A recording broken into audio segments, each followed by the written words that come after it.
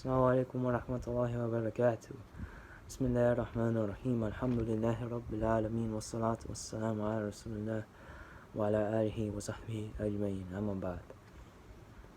My brothers and sisters, first off, sorry that I did not post yesterday.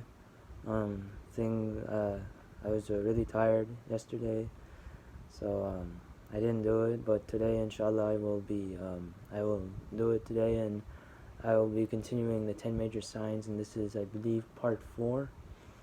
And here we're going to be talking about Yajuj and Majuj. Now we all know that Yajuj and Majuj are one of the 10 major signs. Now what is, or who is, Yajuj and Majuj? What are they? The Yajuj and Majuj, there are two groups of people. Yajuj is one group, Majuj is one group. So these are two different groups of people who, they are humans. They are not, some other kind of creation of Allah. They are humans like us, but their nature, the way they acted is very brutal in the way they act. Now these are not people who are coming from the future. They will be born during the end times. Now Yajuj and Majuj, they are on earth right now. They are alive and on earth right now. And in Surah Al-Kahf, Yajuj and Majuj are talked about there. And there was a righteous king. His name was Dhul Qarnayn, and he came upon a nation, like a group of people who they could not speak properly. They were away from society, so they could not communicate well with him. But they managed to complain to him about Yajuj and Majuj. And they told them about the destruction that Yajuj and Majuj were causing them. So they asked Dhul Qarnayn to build some sort of a wall, like a barrier between them.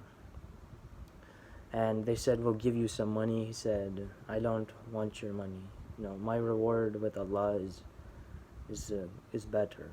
I don't need your money. I will build it for the sake of Allah.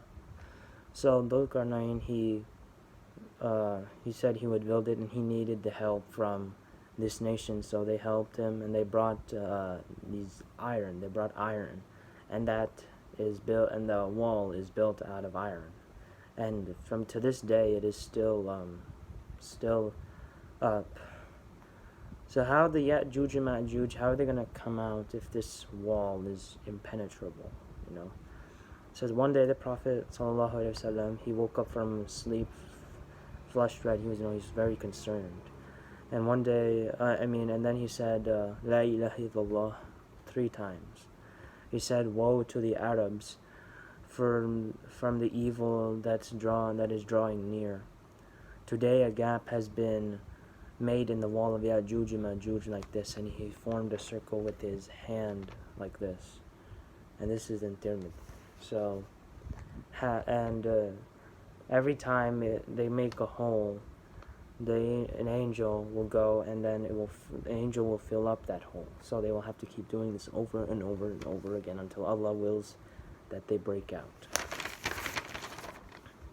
Now Allah subhanahu wa ta'ala, this will be at the time when Isa alayhi salam will be alive, in the end times, as I talked about. Isa alayhi salam will come down, and Allah subhanahu wa ta'ala, he will inform Isa alayhi salam that Yajuj and Majuj are out. They have come out, and you cannot defeat these people at all. So Isa alayhi salam, he will take his followers with him to the mountain to hide there. It is also reported that Yajuj and Majuj will think that they've killed everybody on the earth, so they will shoot the arrows into the sky to kill the angels. We have killed the inhabitants of the earth, so we will kill the inhabitants of the sky. And Allah subhanahu wa ta'ala will cause their arrows to come down with blood on them, to give them the assumption that they have killed the people, the angels of the sky, the inhabitants of the sky. And they will think, we are the kings of the world.